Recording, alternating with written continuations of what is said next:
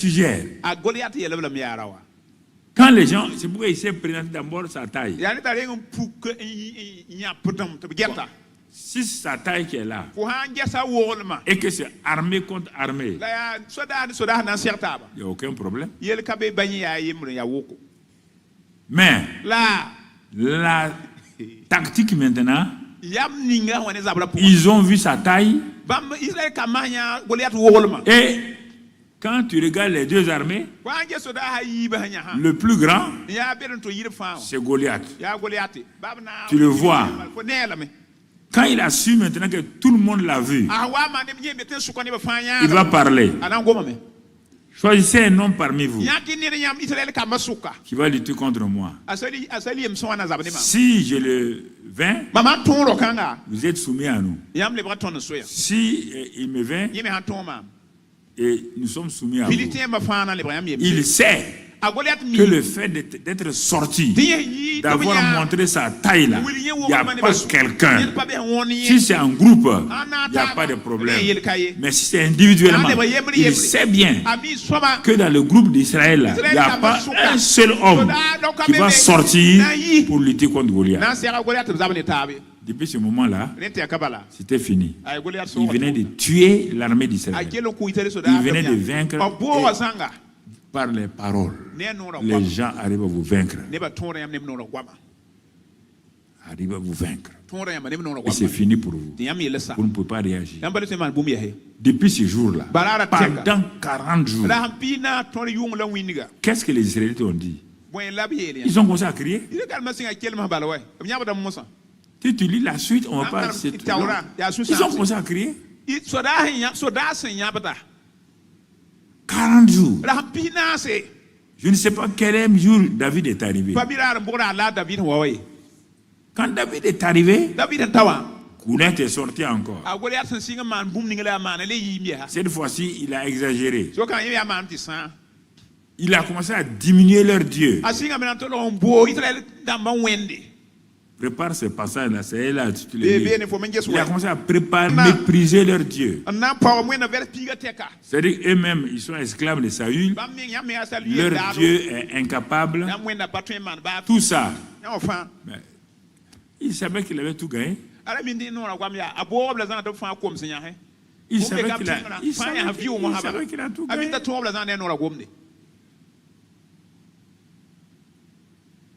J'ai dit...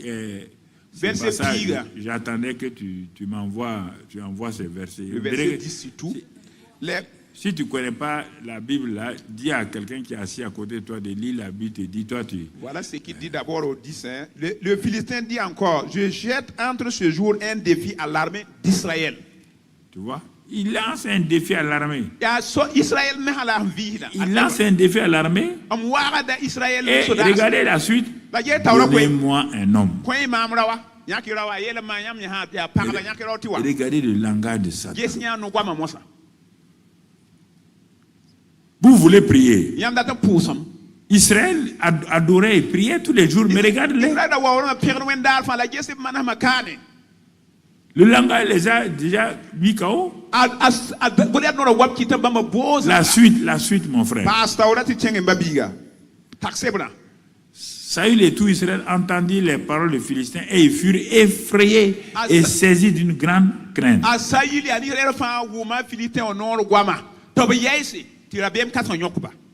C'est comme ça que l'ennemi fait pour te vaincre. Il parle. Dieu parle, l'ennemi parle. Toi, tu ne parles pas. Toi, tu pries. Dans le combat, on ne prie pas, on parle. Soumettez-vous à Dieu, résistez à Satan, et il fuira. La prière ne fait pas fuir Satan.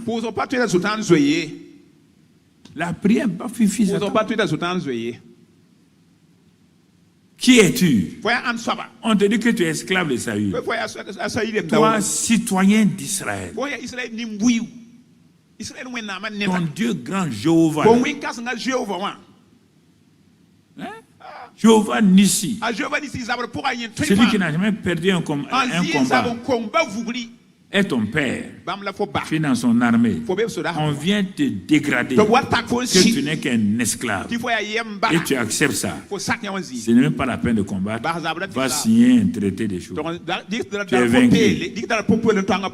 Tu es vaincu. La parole. Or, le miracle est déjà en toi. Votre miracle est déjà dans votre bouche. Continuons, retournons à 1 Samuel. Les gens vont dire autre chose. Israël va dire des mots. Il dit, vous voyez cet homme-là. Si tu n'arrives pas, il faut suivre. Ne pars pas sur d'autres versets. Tu ne sais pas manipuler. Il fut effrayé, mais ça, ils sont effrayés. Ils n'ont pas parlé. Mon ami.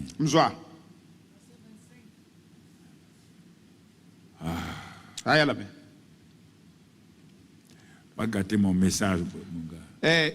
Parfois, il faut apprendre. Si quelqu'un n'est pas rapide, vous changez. Il n'y a pas de honte dans ça. Verset 25. Chacun disait, avez-vous vu s'avancer cet homme? Voilà. Ce sont ces paroles-là que c'est pour jeter. Le Philistin a parlé. Ils ont eu peur. Jusqu'à présent, il n'y a pas de problème. La peur peut être là. Il n'a rien dit encore. Mais toi-même maintenant, regarde, ils vont se vendre. Chacun disait, avez-vous vu s'avancer cet homme? C'est pour jeter à Israël un défi qu'il s'est avancé.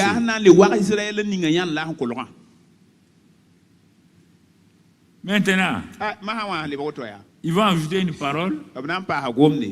Et c'est en ce moment que David arrive.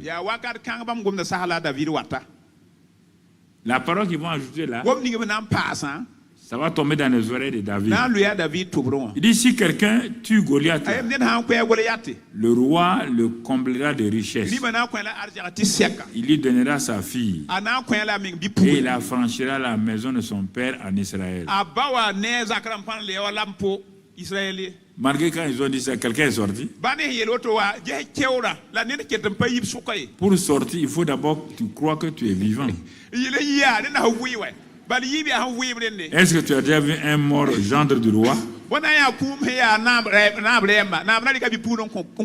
et tous se considèrent comme morts.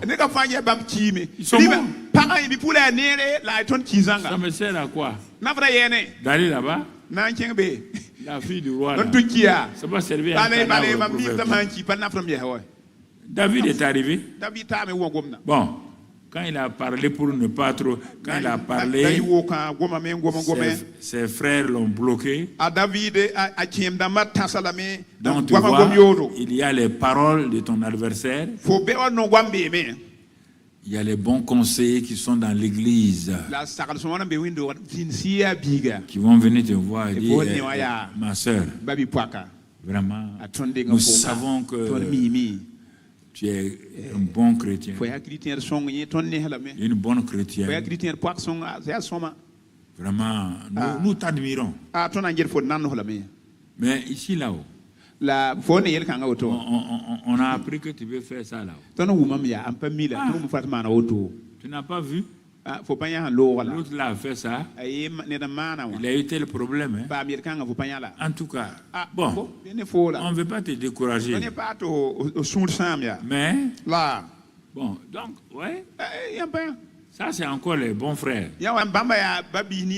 Les maladies et les malédictions retournent sur eux. Ils ne savent pas. Quand la malédiction vient, elle vient sous une autre forme. Ils ne savent pas que ce qu'ils ont dit là, qui est en train de revenir sur eux. Je vois beaucoup de chrétiens comme ça. Ils parlent au hasard. Maintenant, la malédiction revient sur eux. Ils ne savent pas ce qu'ils ont dit sur le frère ou la soeur là, qui est en train de revenir sur eux. Parce qu'aucune parole ne part sans revenir. Surtout la parole de malédiction. Sauf si elle n'est pas fondée. Comme Balaam a dit. La malédiction sans... Alors, vous voyez là, ses frères ont parlé tout autour. Bon. David s'est détourné. Il a continué à dire. Il a continué à dire. J'ai entendu les paroles, allons là où il a dit, j'ai entendu les paroles de l'incirconcis là.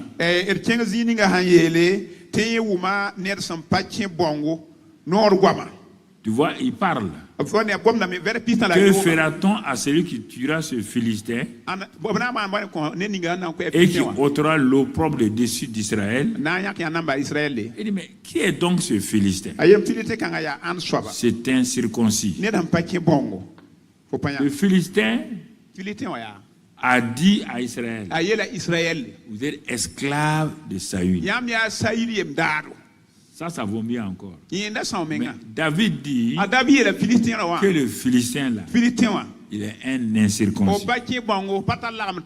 Incirconcis dans la Bible veut dire quelqu'un qui n'a aucune relation avec Dieu. Il est exposé. Il n'a aucune alliance avec Dieu. Donc Dieu ne peut pas l'aider. Esclave de Saül, ça vaut mieux encore. Mais incirconcis, il dit c'est incirconcis, il insulte l'armée du Dieu vivant. Quels sont vos combats? Quand même vous priez, vous dites à Dieu, il m'a dit ça. Vous n'avez pas besoin de dire à Dieu que quelqu'un vous a insulté. Donc dans ton enfant, tu devais courir tout le temps aller voir ton papa. L'enfant d'un tel là qui m'a insulté. Ça peut aller. Vos paroles. Si vous savez que vous ne pouvez pas répondre, taisez-vous. Mais ne répondez pas avec des paroles négatives devant votre adversaire. Donc tu vois, David n'a pas... Non, il dit c'est incirconcis. Et puis il insulte l'armée de Dieu. Il insulte l'armée de Dieu. C'est là qu'il a entendu qu'on va donner. Mais regardez. Continue. Le peuple répétant les mêmes choses lui dit, c'est ainsi que l'on fera à celui qui le tuera. Faut préparer ta fille. Tu as un gendre.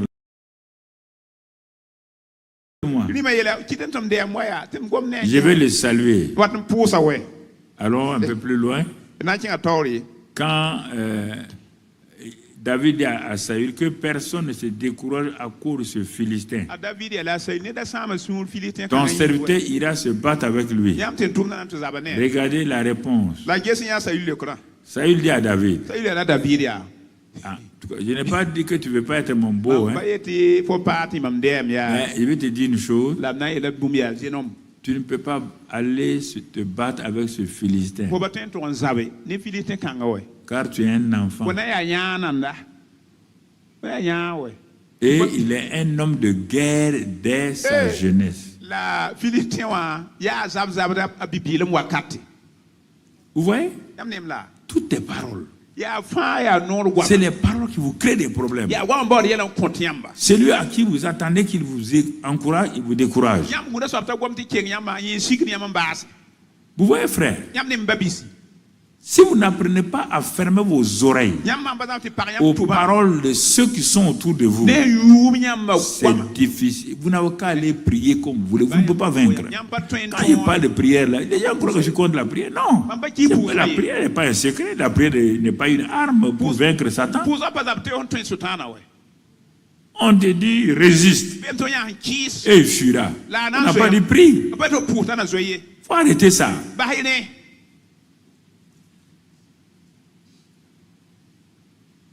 Jésus a résisté, Satan est parti. On dit résiste par la parole. Ce qu'il te dit là, dis-le à haute voix. On te propose, des gens qui sont autour de toi te proposent des compromis.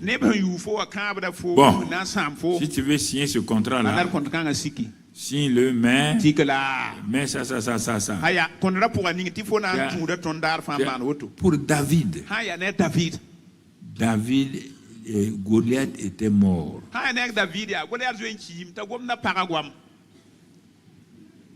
Non. Écoutez là. Vous ne comprenez pas. Hein? Dans la pensée de David, Goliath était un quoi? Mort. Vous allez voir plus tard ce qu'il va dire. David était mort. On lui propose des armes. Quand David porte ces armes-là, il ne peut pas bouger. Il dit non, roi, je vous respecte. Mais ça là, je ne peux pas faire. Je ne peux pas. Il enlève. Il porte des armes de foi. Les armes qu'il appelle les pierres, on n'a pas le temps de les pierres. L'autorité. Le bâton, l'autorité. Les 5 pierres. Chaque pierre a son nom. Gibecière.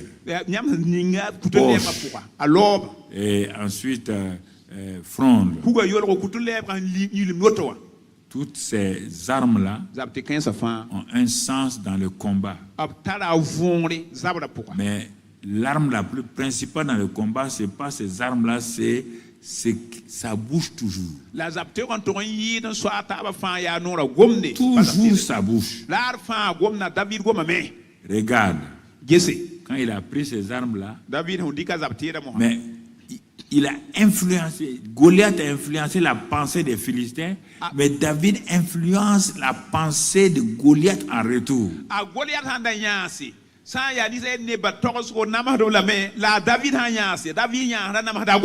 Il a créé dans la pensée de Goliath une image qui l'a choqué.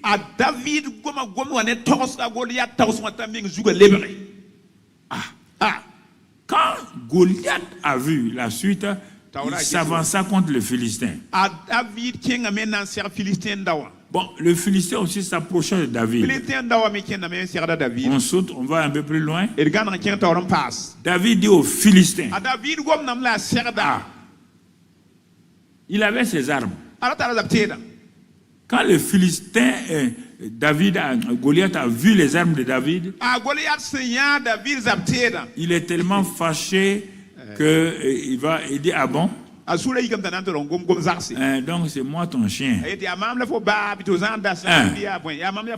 Toi tu as dit à mes gens qui sont esclaves de Saül, non?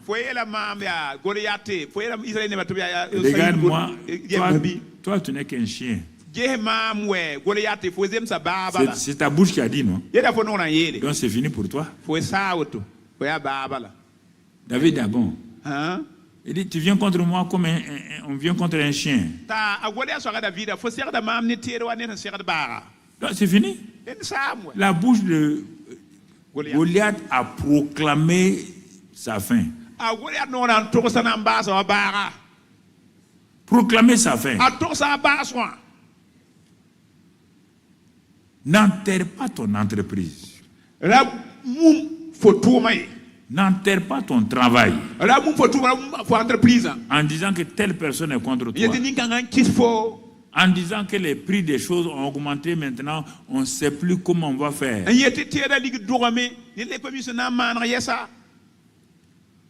Ne dis pas que toi tu ne connais personne, que ce concours-là, tu n'es pas. Si tu dis ça ne parle plus, tu vas échouer.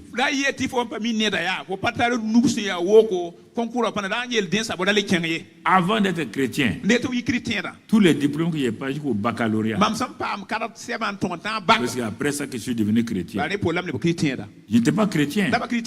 Mais ça soit au BPC, ça soit le baccalauréat. Tu sais ce que je faisais? Je logeais ici chez un oncle. Bon, en sens, c'était les maisons avec les bois là, les toits là. Avant de me coucher, je regarde. Il y a 6 bois. Je regarde le bois, le bois du milieu. Qui touchait, chrétien, il dit, bon, minimum, c'est la moyenne que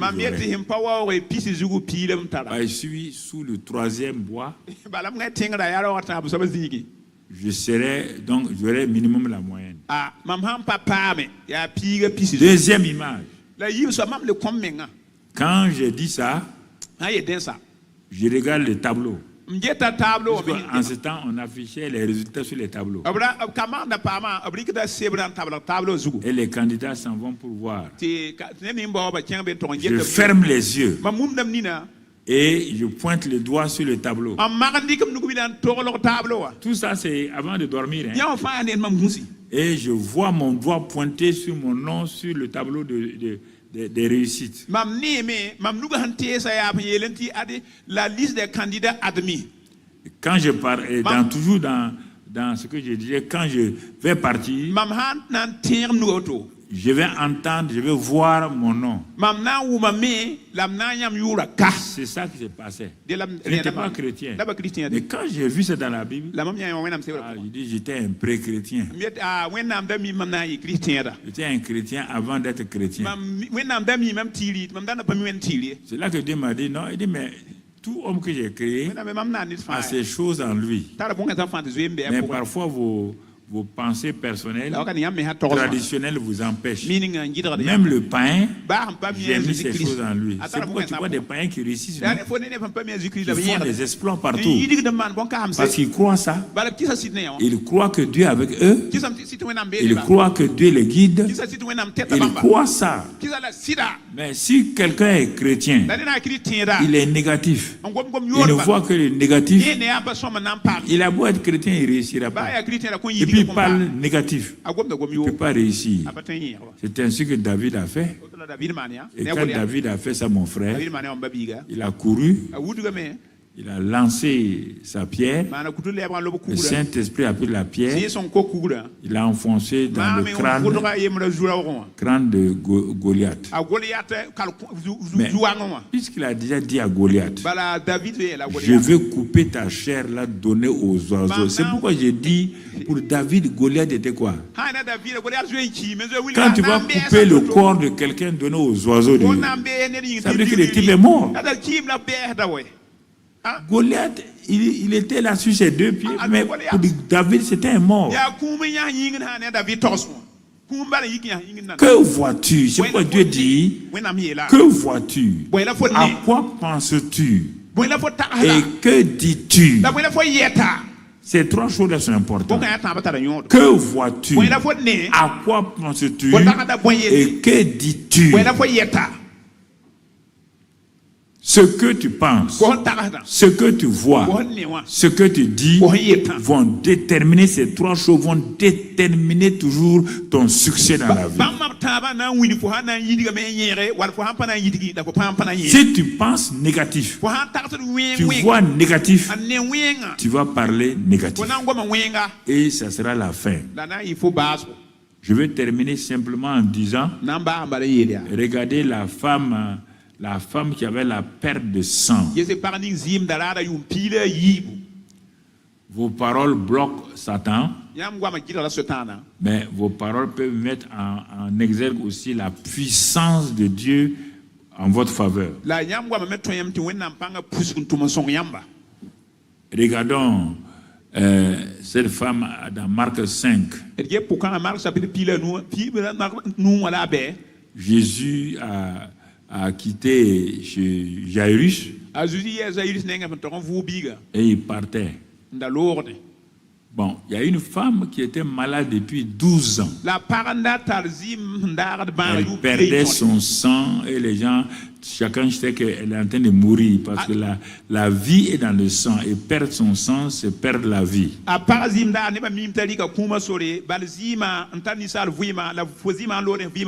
Ça, c'est un deuxième cas qui complète celui de David. Ce n'est pas la même chose, mais tu vas comprendre, peut-être il se peut que ce soit ton cas. David